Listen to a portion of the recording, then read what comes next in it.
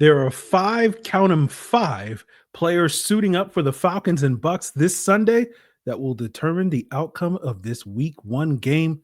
Let's break it down.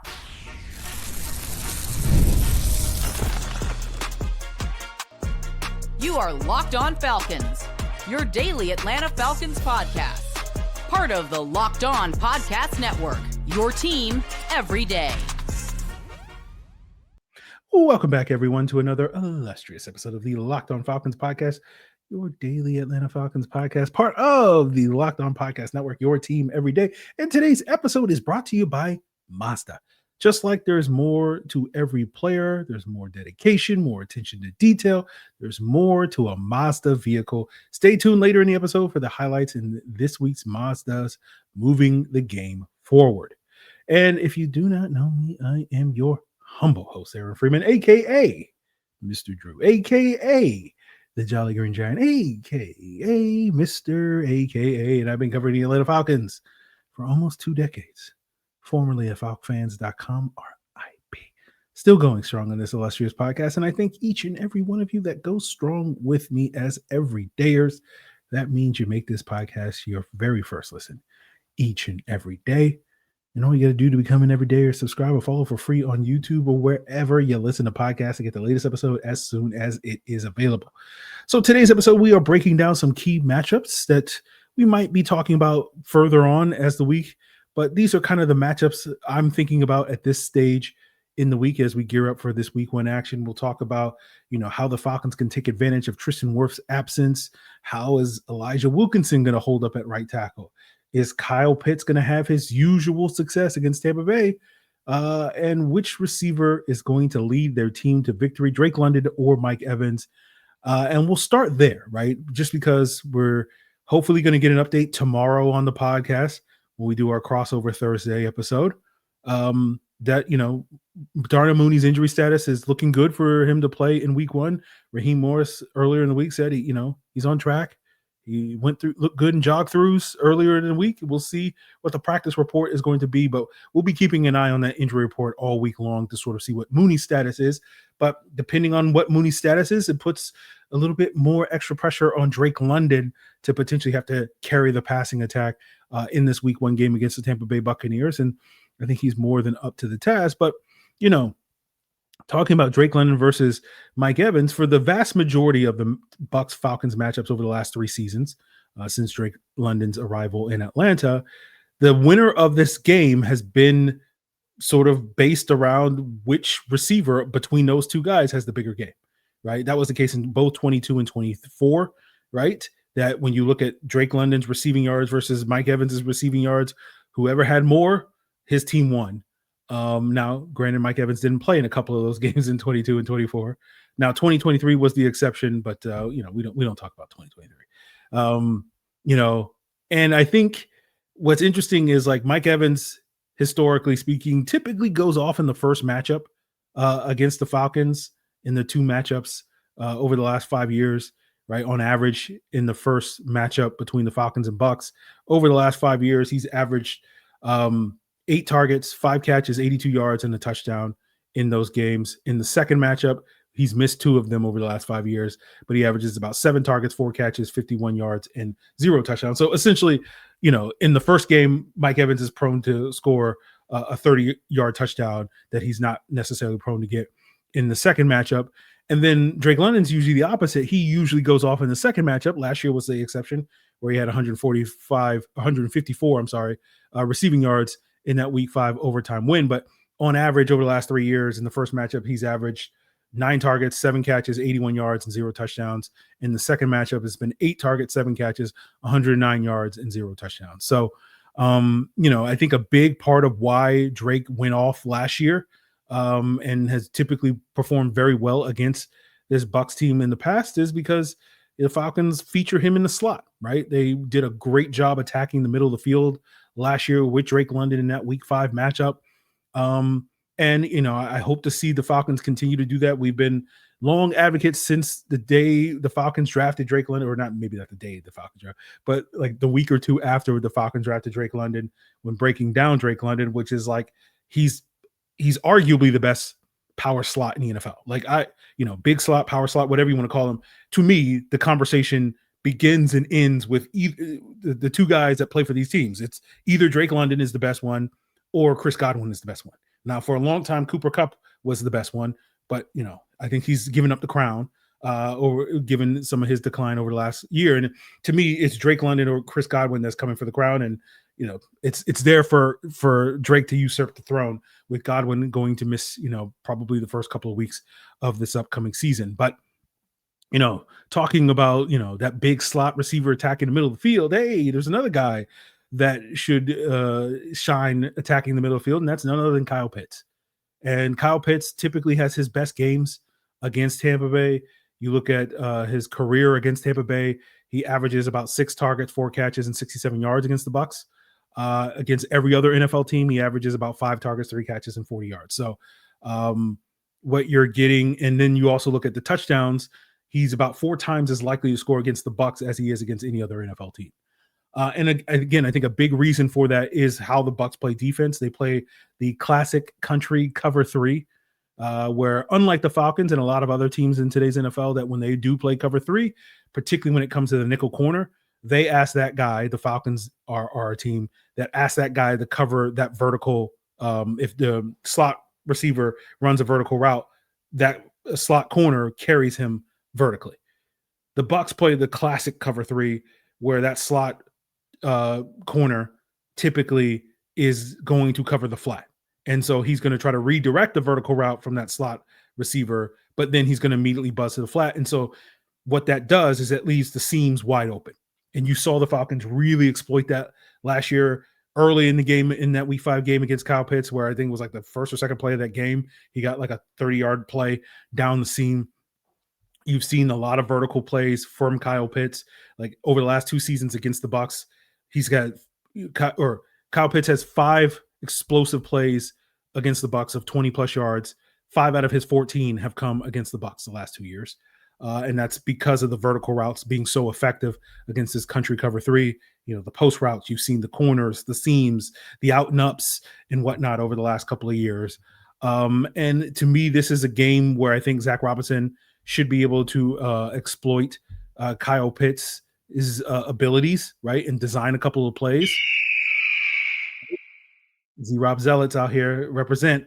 But, this is one of the things that we've discussed in the past. We talked about this, I believe, in June, where this offense typically looks good against teams that play a lot of cover 3, right? And if you missed that episode, basically, you look at the numbers. If you look at the 10 games the Falcons played last year against opponents that play an above average rate of cover 3, they averaged about 25 points per game, which would have been basically a top 10 scoring offense in the NFL. And then if you look at the 7 games where they went against opponents that did not play an above average, a below average amount of cover 3, they only averaged about 16 points per game, which would have been like the 30th best scoring offense in the NFL. So top 10 to a bottom 3 offense, just largely, again, not largely, but that was an interesting factor into this offense, determining how well this offense played. That basically this offense is really good at attacking cover 3, not as good at attacking other defenses.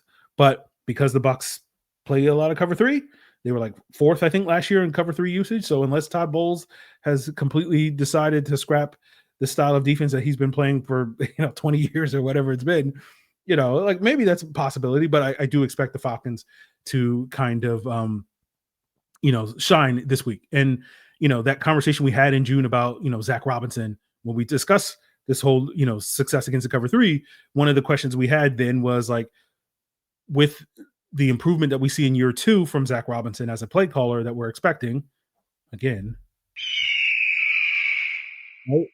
the question is that success and improvement going to come because they're going to evolve their offense and do something differently than what they did last year? Or are they just betting on Michael Penix being able to operate a better version of the offense that they already are? And I think at least for this week 1 matchup, as far as the passing game goes, I don't think the Falcons have to really evolve against Tampa Bay, right? They can kind of just do what has been working for them the last couple of years against Tampa Bay and just kind of expect, Michael Penix, when it comes to particularly attacking those seams with his big time arm, to just be better at it. So I think this is one particular game where they don't necessarily need to evolve. And it's one of the reasons why you've heard me say this before, and I wasn't being sarcastic when I said it before. I fully expect this team to put up a lot of points in this week 1 game. Like, anything less than 30 points in week 1 to me is virtually unacceptable, right? And hopefully that puts to bed any concerns about people, guys not playing in the preseason. So that at least won't be a talking point moving forward here on the pod or elsewhere. But, 24 points, if they only score 24 points, air quotes only, that's not by normal NFL standards. That's not a low scoring output. Like, that's basically 24 points is like borderline top 10 offense in the NFL. But like for this team in this matchup, if they only score like 24 points, that would be very disappointing. So we'll see if the Falcons passing attack will step up and showcase what they are capable of doing. And even though I don't think the passing game needs to evolve, the run game might. And that gets us to sort of our next matchup and our next player that could determine the outcome of this game. And that's going to be Elijah Wilkinson. And what is his presence at right tackle going to do for this Falcons offensive line? We'll get into all of that as we continue today's Locked On Falcons.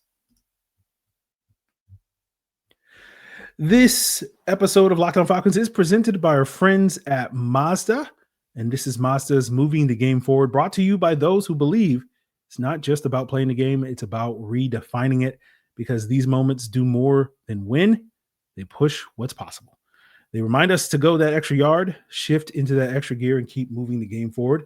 And the Atlanta Falcons are moving forward with Michael Penix now that he's taking over at quarterback, and they hope that his big-time arm is going to help shift this offense into an extra gear, redefine this offense, and take the team to new heights that they have not seen in the last 7 years without a playoff berth. And that's what's going to keep the fans and players alike moving forward, always chasing that next great moment. And when you follow what moves you, the unexpected is only the beginning. And just like there's more to every highlight, there's more to a Mazda vehicle. Mazda, move and be moved. And today's episode is also brought to you by Supply House. When the opening whistle blows on a new repair, get your crew moving forward with Supply House. Order today and see the parts on your doorstep tomorrow. Over 280,000 plumbing, HVAC, and electrical items from the most trusted brands in the business. Their real-time inventory and honest lead times are going to keep you from punting projects, while their industry-leading customer service is always going to have your blind side protected. Supply House will save you time on your next project. And if you need parts fast, they have next-day delivery. And their part finder tools and 3D schematics are going to save you hours on jobs where every detail matters. And it's not just time you save, you can save money too. If you join the free Trade Master program today, you can score serious perks like priority shipping, lower prices, and a dedicated support line. Visit supplyhouse.com to sign up for free and use promo code SHCollege5 for 5% off your first order. That's supplyhouse.com. Real people, real service. So let's talk about another matchup. We've already talked about Drake London, Mike Evans, Kyle Pitts being 3 of the 5 players that could define this matchup. Another one is Elijah Wilkinson. And, we've talked before about Wilkinson stepping in for Caleb McGarry at right tackle. Raheem confirmed that earlier this week on Monday, that is the plan. We knew that was the plan. Raheem saying things like, oh, Jack Nelson and Brandon Parker. Like, sure, Raheem, say what you coach speak. Well, it is what it is. But, we've talked since Caleb McGarry went down to an injury almost 2 weeks ago that it's really about the run game. But I know the vast majority of Falcon fans that I talk to seem still very much more nervous about the pass protection, understandably, because it's important. I get it. But as I've said before, like McGarry was only a 5 out of 10 pass protector. And if Wilkinson is just a 4 out of 10 pass protector, I think that's more than good enough. That's not going to dramatically, change the outcome. Now, if Wilkinson is worse than the 4 out of 10, then maybe we need to, do some new math or whatever. But, I'm not worried about Elijah Wilkinson in pass protection, given that he's going to be lined up probably a lot against Hassan Reddick, who is one of the league's best speed rushers. And I know he's coming off Reddick, that is, a disappointing 2024. I did see some of his film late in the season against the Jets when I was studying Jeff Ulbricht's defense. He's still got plenty of juice, right? Is he one of the top 5 speed rushers, in the NFL like he was at his peak in Philadelphia a couple of years back. Maybe that's debatable, but he certainly has more than enough juice to be dangerous off the edge. But I'm not too worried about it because the last thing that this team is going to do is going to leave Hassan Reddick on an island against Elijah Wilkinson, right? We know that there's no way that this coaching staff is going to leave their right tackle on an island, the right tackle that's potentially susceptible to speed against one of the NFL's potentially better speed rushers, right? They would never come up with a game plan that would do that, right? So I'm not really worried about it, right? Of course, they're going to bring chip help, right? Of course, they're going to dial up a ton of play action, right? There's just no way that a coaching staff in their right mind would call a game where they called zero play action concepts as a way to slow down one of the top speed rushers in the NFL, right? Especially in a week 1 game when you have months, if not weeks, to prepare for that game. So, that notion is completely unthinkable. It's unfathomable. They would never, ever, ever, ever, ever, ever, ever, ever do something like that. Right. But, I feel like the mere suggestion that could happen is complete fiction. So we can say with 100% confidence that we don't have to worry about that. Right. But, even though pass protection is definitely going to be a non-issue, the run game is going to potentially be an issue. And this is where, sarcasm aside, this is where I expect the most significant drop-off from Kaleb McGary is going to be. And, just in case you've been living under a rock for the last several years, the Falcons can't run left. It's been a running gag on this show that they can't run left. But there are stats that back it up, right? If you just look at last year, the PFF data, when the Falcons ran left, they averaged about 4.0 yards per carry on 213 carries. And when they ran right, they averaged 5.4 yards per carry on 237 carries. And what's interesting about PFF in this regard is because, as I was doing homework and you'll find different stats based off of directional running, depending on what source you go to. And so I think it's led to some people thinking, the Falcons aren't as bad running left as Aaron says they are, depending on your source. But PFF is interesting because I was doing research on this. And Bijan Robinson had a 28-yard run at the end of the third quarter in that week 5 win over the Bucs last year on a stretch play. And if you go to the official box score for the game, the direction that Bijan ran was left end, right? Because he did run left and it was towards, the outside hash based off of where the initial alignment of the offensive linemen were. However, PFF charted that as a mid-right run, which meant that they ran through the A gap between the center and the right guard, right? Because that was the gap that Bijan hit when he crossed the line of scrimmage between Ryan Newsel and Chris Lindstrom last year. And I just think it's interesting that PFF does that, which I think is probably a better way of doing it because it's kind of telling you, which gap the running back is running to, not just simply the direction based off of pre-snap alignment he was running to. And, when I start doing the calculations, we've talked about, you've heard me mention a couple of times that losing McGary probably is going to lose his team 300 to 400 yards of rushing this upcoming season. And I'm sure some of you guys are like, Aaron, are you pulling that number out of your butt? And I'm not. If the Falcons were to go from 5.4 yards per carry running right, like they were last year, to let's say 4.0 yards per carry this year, that would and ran the same amount of times, that would result in roughly about 340 less yards that they would get running to the right. And one of the other things I looked up over in the reason why I say 4.0, because that's to me a ballpark figure for what we can expect, because I looked up, if you go and look at the 5 games that Kaleb McGary has missed that other players started, right, where he's missed completely those games, in those games, the Falcons did average 4.6 yards per carry when they ran right? However, if you tack on the 3 games that Kaleb McGary got injured in and missed the majority of the game, right, did not finish those games, that would drop that number from 4.6, instead of 5 games, you're talking about 8 games now, it would drop it from 4.6 to 3.8. Right. And so for me, when I'm looking ahead to this upcoming season with Elijah Wilkinson holding it down and then potentially Storm Norton at some point midway through the season or in the second half of the season at that right tackle position with McGarry out for the season. If they can still average about 4.5 or 4.6 yards per carry running right, like to me, that's mission accomplished. We're high-fiving people. We're sitting going buck wild, talking about what an incredible achievement in this offense was able to pull off.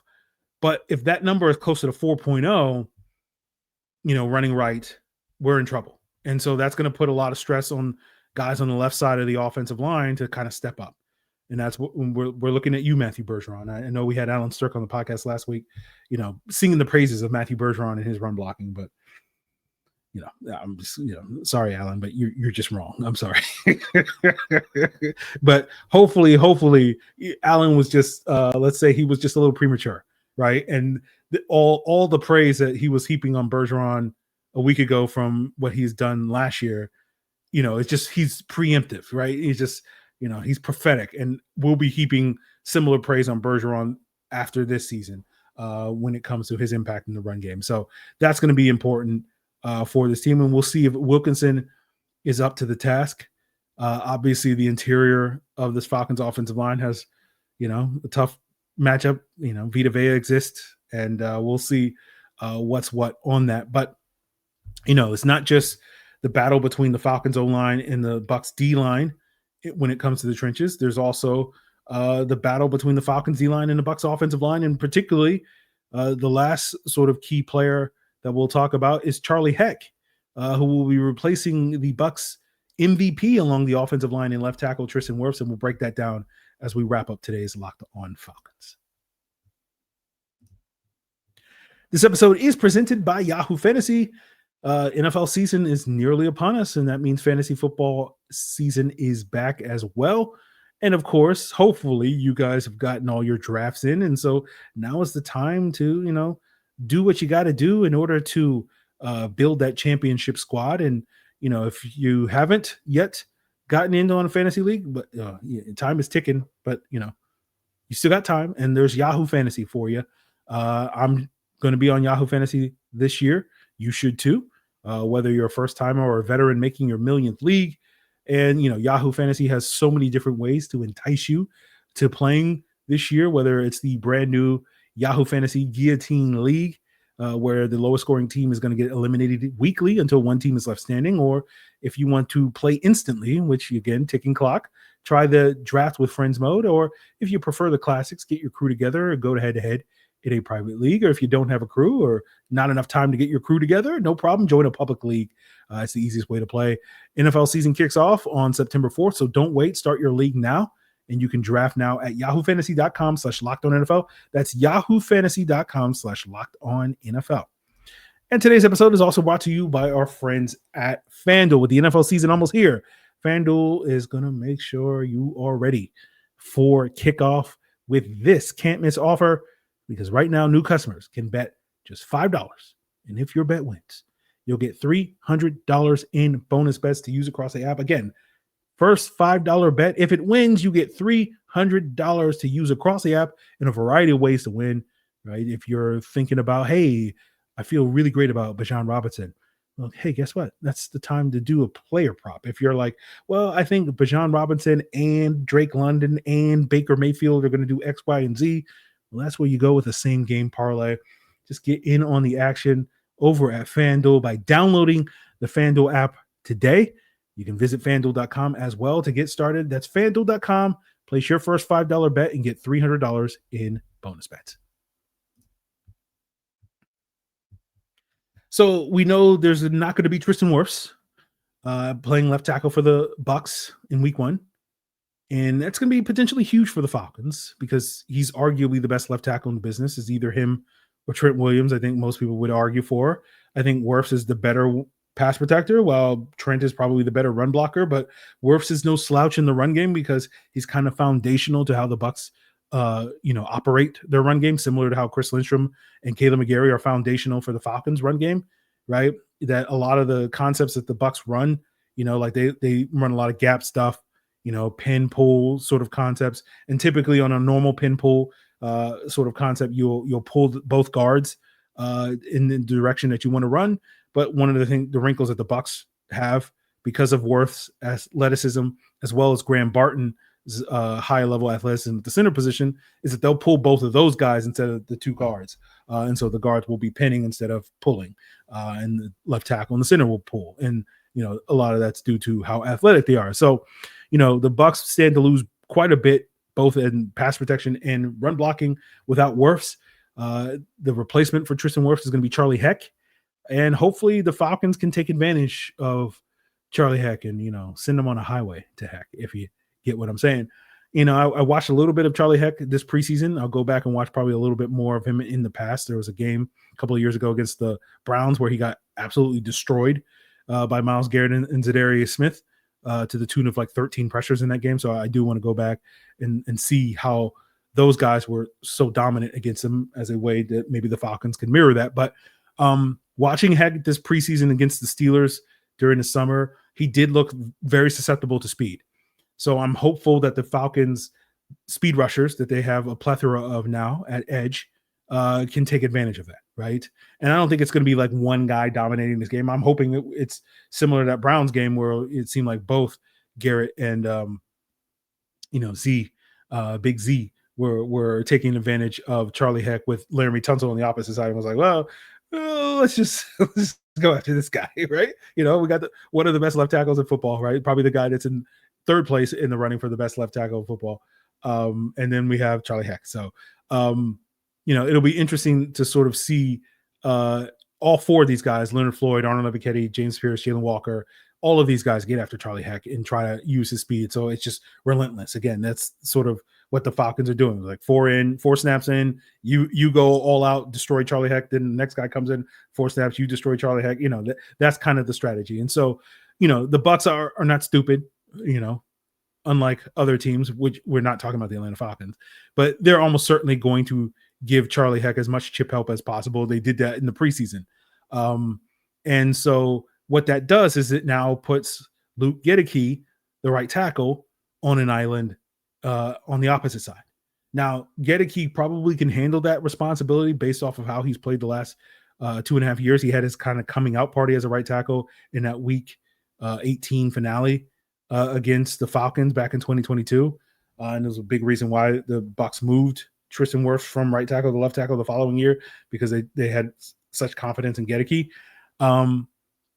He's kind of arguably like a top 10-ish pass protecting right tackle in this league.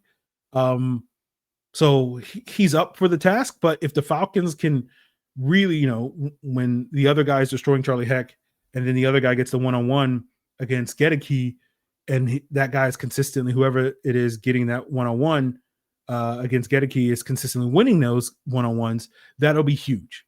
Because when you look at the Falcons in the past against the Bucs, they've been so reliant on not only interior pressure, but also blitzing in order to get effective pressure these last couple of years, right? And they've been able to get away with that because they've had guys like Grady Jarrett. You had David Onyemata 2 years ago when Grady got injured. You had Dean Pease in that Week 18 finale against Tom Brady in his last game in MBS. The Falcon, Dean Pease was just dialing up cross dog blitzes with Troy Anderson and whatnot as a way of being effective. And so, obviously the blitz is still there. Obviously we hope that the interior pressure is going to be there.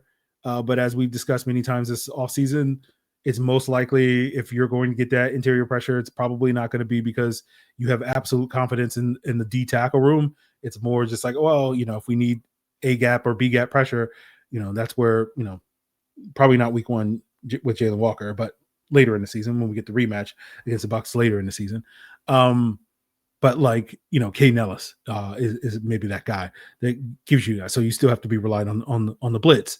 But if you can just win consistently on the edge, in addition to whatever you're doing on the interior, like that will be a huge advantage for the Falcons. So to me, the question is going to be can the Falcons, get some wins against these two Bucs tackles?